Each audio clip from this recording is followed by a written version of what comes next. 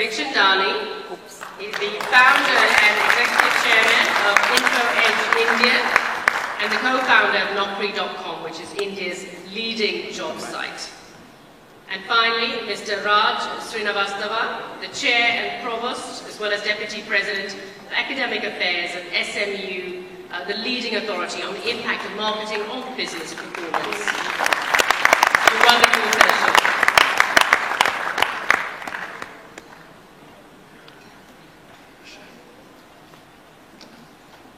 Okay, so I guess we're live, and it's a little rough following Nitin Gupta. It's also a little rough following lunch. And the title of the session is really focusing on disruption and unmaking, whatever that may be. And I think all of us have been involved in making things. I don't know if we've unmade anything. But I was also looking for an additional theme to disruptive innovation. And that theme appears to be related to education. Education, information, even if it means education of investors. And I'd like to just make a couple of comments before we get started. We often have the habit of confusing innovation with invention.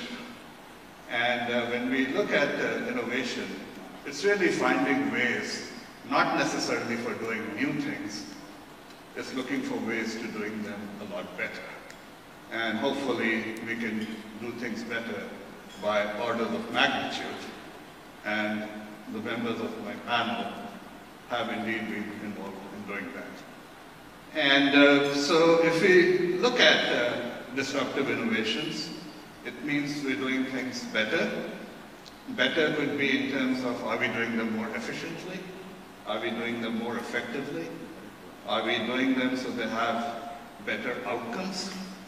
And if indeed we are doing things better, it will also turn out that either people will copy what we're doing, and we will see some degree of imitation in the marketplace as an outcome. Another impact is going to be that we will cause a disruption, we will cause some level of dislocation and shift in demand within the marketplace. So one of the things I would like for all of us on the panel to address is really what are we doing, what are the right things that we're doing, how are we doing them, meaning, how are we doing them right, what is the outcome, what are some of the outcomes of what we've been involved in, and the fourth element would be what are some of the challenges that we face as we look to the future.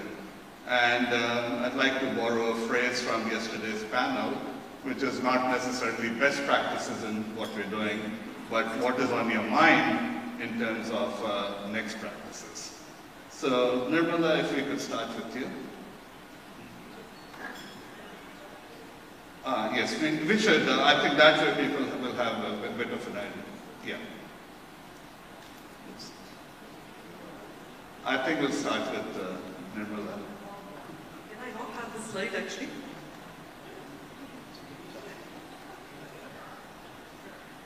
Okay, so this is actually quite stressful standing here talking about mathematics, particularly one table right in front of me. My classmates from IIM Bangalore, they know precisely what grades I had in OR, probability and statistics. So it is very, very scary to stand here saying that I'm trying to improve the quality of the teaching of mathematics.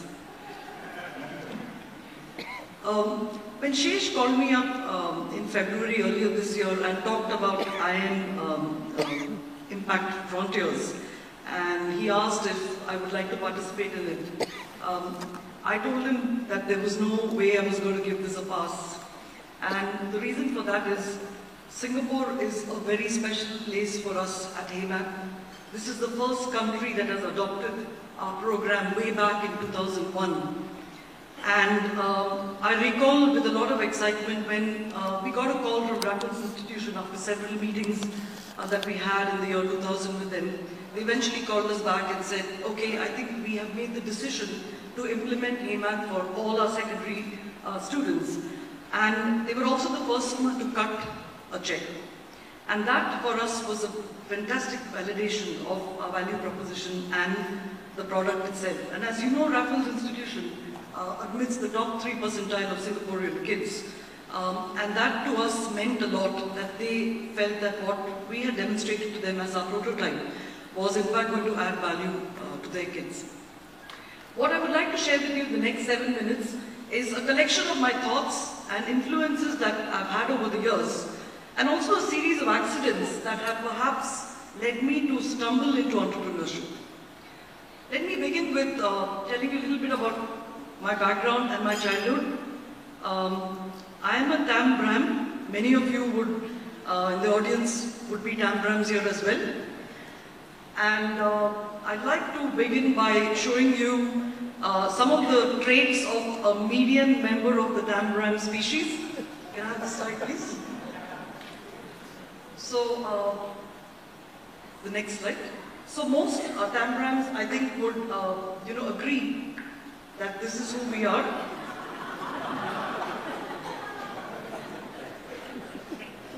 So there is a pressure to get a centum in mathematics, and most Tam Brams also have a deep suspicion of anything to do with business. And my father was in the Customs and Central Excise Service, and I can tell you that made things much worse for me. He was, day in and day out dealing with, people who are totally untrustworthy as far as business goes. Sorry, I'll just get...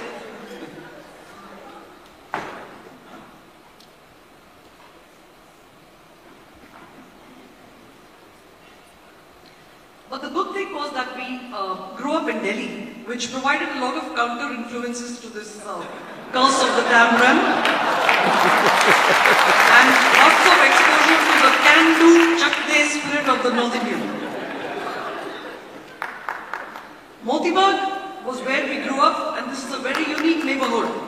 It had some of the most brilliant minds and highest achievers you can think of packed in one neighborhood. And here I'm talking about Raghuram Rajan, Montek Singh Ahluwalia, Mani Shankar Iyer, Margaret Alva, Vikram Chandra. You can imagine the pressure on Arvind and me. My brother Arvind is sitting there. You can imagine the pressure that the parents put on us and held us to the highest standards. Anyway, my first venture was not AMAP. My first venture actually began in Silicon Valley style in a garage in Moti Bagh when I was 14 years old. Those days, one could not afford to buy too many storybooks, and so you typically borrowed from friends. But then you were limited by only the number of friends you had. So the two of us got together, two 14-year-olds who, were up to no good most of the time. So we got together and we said, why don't we go to all these 200 houses in Moti Bagh and, get these neighborhoods to donate books. So that's what we did. We went, how door to door, we made our elevator pitch about why they should contribute to this cause. And then after having done that, we identified the venue for the library. It was another friend's garage. This was an IAS officer who didn't believe in owning a car. He used to walk 5 kilometers each way to Rashtrapati Bhavan. And the garage was always locked. So we said, let's just use it, he's never going to know.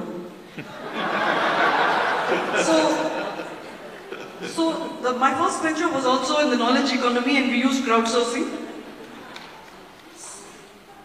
We collected 500 books actually. We did a pretty good job. And we had all elaborate processes and, pricing grid, and we did a lot of intensive food-to-food selling. The venture lasted for 2 months, and all hell broke loose when Mr. D'Souza came back one day early from work and he found that the garage was open. And we had no clue what to do, because he used to come every day at a particular time and we used to quickly lock it and run away. But that one day he came back early. And that was the end of the venture, because he was one of those upright officers who said, how dare you use a government work for a commercial venture. Anyway, that was the end of the venture. We made 500 rupees and we paid a heavy penalty, and thank God I didn't lose a friend though, which was his daughter. Fast forward to 1988. After I graduated from IIM Bangalore, I was in Citibank for the next 12 years. There are lots of familiar faces out here, ex-bosses sitting right in front of me. And Citibank was the place to be in the late 80s and early 90s. It was dynamic, entrepreneurial, cutting edge on innovation, and a fantastic peer group to work with. Those were my most exciting years in my career with Citibank. And living in Bombay and leading that kind of life, we continued to feel like we were part of IIM, and this collegiate behavior continued. But the bank offered tremendous challenges, and I can never forget those first 5 years in Bombay. Unfortunately, this was not always the case outside of India. In fact, my last assignment in London with Citibank was quite frustrating. There were constant reorgs in the bank, no will to make decisions, a lot of internal focus, no new ideas, and basically a fundamental disconnect from customers and reality. I felt that I was really wasting my time, and there's only so much motivation that you can get from going to the gym. What do you do with the rest of the energy? So when this kind of mood continues for a few days or few months on end, where you don't have the motivation to wake up and take the British Rail from North Dalit Station to Cottons, then you know the writing is on the wall. So I actually want to thank Citibank for pushing me and goading me to get the hell out of the bank. And for pushing me to making this life-changing decision. But like Sanjeev said yesterday, it was actually very difficult to actually pull the trigger. Even though I made the decision 6 months before I quit, because that was the time to research on what was the idea that one would work on. But it was actually quite difficult to quit. And it wasn't as if, I always knew that I wanted to be an entrepreneur. I think that's a whole lot of bullshit that a lot of entrepreneurs would say, that I always knew I wanted to do this. I had no clue. I couldn't even visualize what the word meant or what life was going to be after that. So the only way to figure that out was to go to Victoria Falls and to do the bungee jump. And I think that was really the right thing I did, because it was like doing a Control-Alt-Delete on the brain and to, declutter all the mess that had been accumulated over the years. So coming to the genesis of HeyMath, this was in the year 1999-2000, and the idea was triggered by three things happening at the time. One was the dot-com boom, the explosion of the internet, and the emergence of India as a brand in IT. So me and my co-founder were in search of a large problem that could be solved using the internet, using technology, and using India as the base. After much research, the problem that grabbed our attention was a huge shortage of mathematics teachers globally, and an acute shortage of high-quality maths teachers. Associated with that was the high failure rate among students.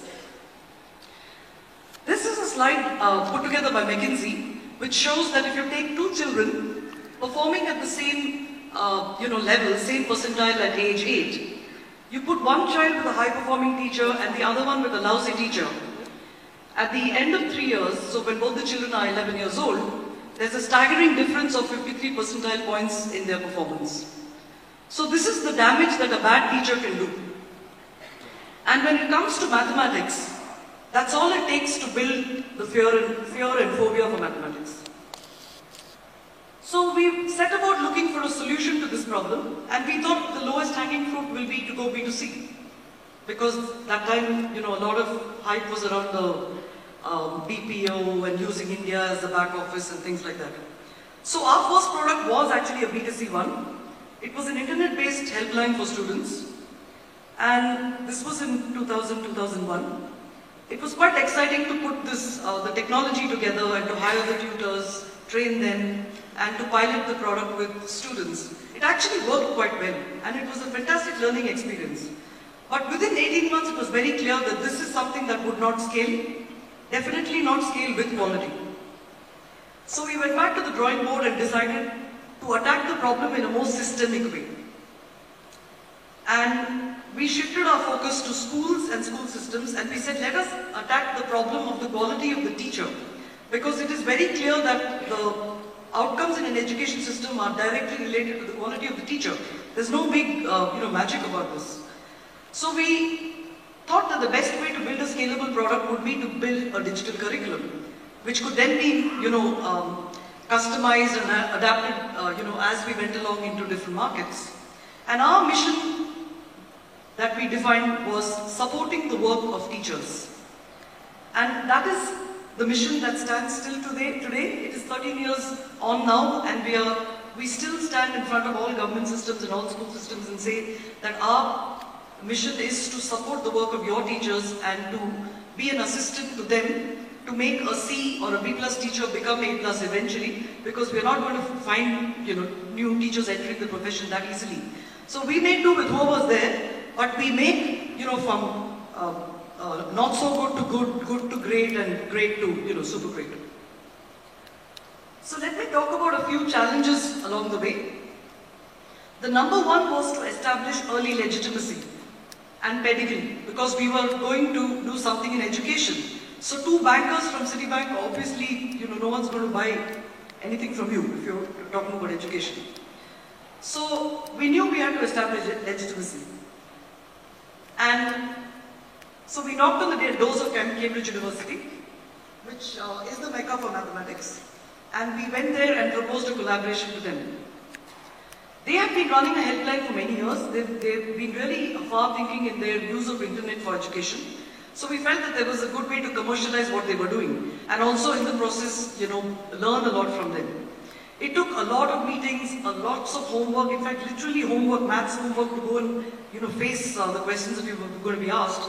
And many road trips from London to Cambridge to eventually convince them that we were sincere about the purpose that we were talking about. On many of those trips, I recall, I couldn't come back home to London, and my 4-year-old daughter used to be in school playing, and I used to call the principal and say, can you please just take her back home, because I won't be back till 6 o'clock.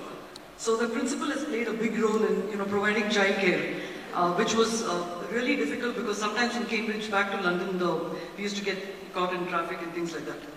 Anyway, the next challenge was to build the curriculum itself and the subject matter expertise in mathematics.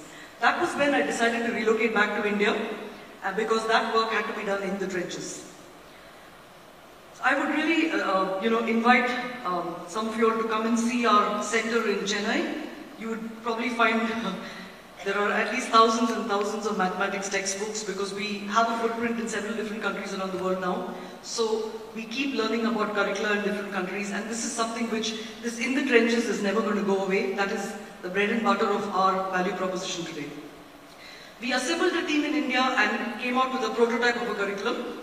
Once the prototype was ready, the next challenge was to zoom in on the right market. So we needed to find a market which would value and embrace this product and also pay for it.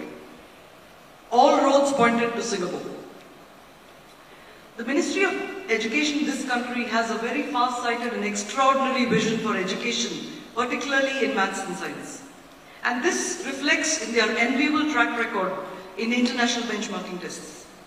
We have now been partnering with MOE schools for the last 12 years, and this has given us a lot of credibility in other markets and has also pushed us towards the highest level of quality. Singapore is and always will be our innovation hub.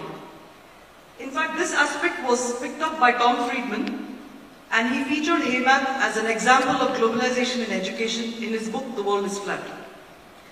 The Singapore experience energized us to expand to other geographies, and we now work in India, South Africa, the United States, Alaska, and more recently in Latin America. I want to quickly show you a very short video about a high-performing school district in Westport, Connecticut. This school district, as you can imagine, it's based in Westport, Connecticut, so the demographics are all mostly Asian, Jewish kids, already very high-performing district. We have helped them get rid of textbooks since 2007. They do not have a math textbook. Everything is done through the Heymath program. Heymath is the dynamic living, breathing textbook. And 5 years on, this school district has outperformed every single school district in the state of Connecticut. Can I have the video, please? K-12 on schools test scores show that American students lag behind in math when compared to Eastern countries. So one district in southwestern Connecticut has paired up with a company from India to to advance its math curriculum. Our education reporter Erica Zaki is here to explain. Well, Becky, Westport is one of only a few districts in the nation using a program called Hey Math. The concept of math is still the same, but how it's taught is completely different.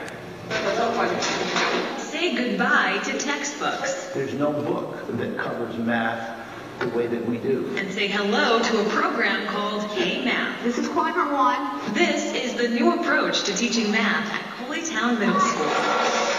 Our curriculum actually is hosted, it lives on servers in Singapore, and it's managed by this company, Hey Math. The biggest change that I see is that the kids are much more engaged this year. Very good. Simply put, Hey Math is a computer program. Westport comes up with the curriculum. Hey Math creates the games and lesson plans. And you can grab your own pictures at home. I think it's easier for us to learn because he shows us instead of tells us. I'm having a little trouble with dividing integers, and I know I went on Hey Math and there was a game and a lesson, and that really helped and it made it interesting at the same time. You're just doing the basics. And here's some simple math. The cost, we're told Hey Math costs $10.50 a student, while a typical math textbook costs around $160. So Westport officials say this is saving the district a lot of money.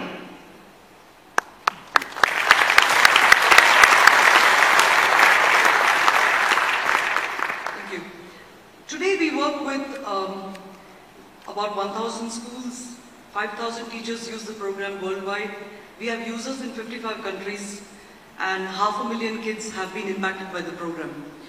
It has been a huge learning for us in the last 13 years that it takes a long, long time to establish credibility in education, to create systemic change, because you need to establish trust and quality in the product. And it's a relationships-based business. So there are simply no shortcuts in this business. So I guess this curve shows it all. It has taken us many, many years of slogging for the J-curve to kick in.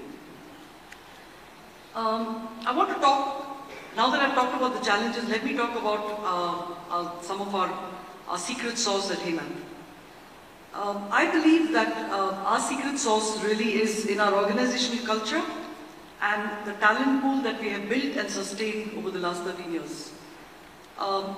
The culture at Hey Math is very collegiate, it's non-hierarchical, highly diverse. The youngest team member would be 20, the oldest would be about 78. Very multicultural and one of intensive collaboration, both within the team and with our customers. And more importantly, our attrition rate is very, very low. People just simply don't leave us. And I think that's because they are connected to the mission of the company, and also there's a very strong shared sense of purpose in the organization. I just want to show you an example of this.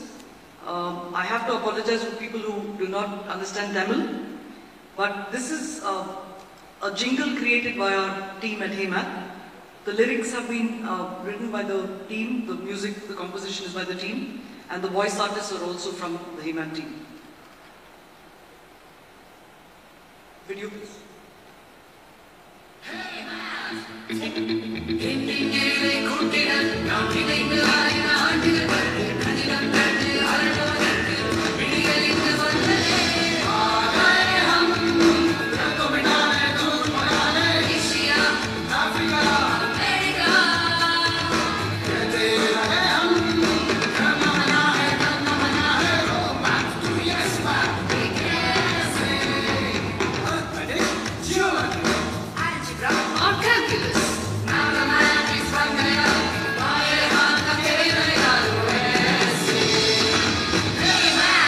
Because every student counts.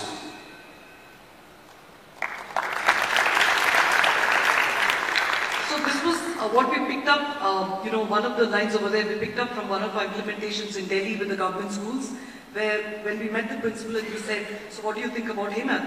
He said, "Aapne to ghabrahat se utsaah mein badal diya." Mathematics ko. And then he says, now the slogan in their school is ab darna mana hai. So we thought we'll incorporate that in our song. Anyway, I want to end my talk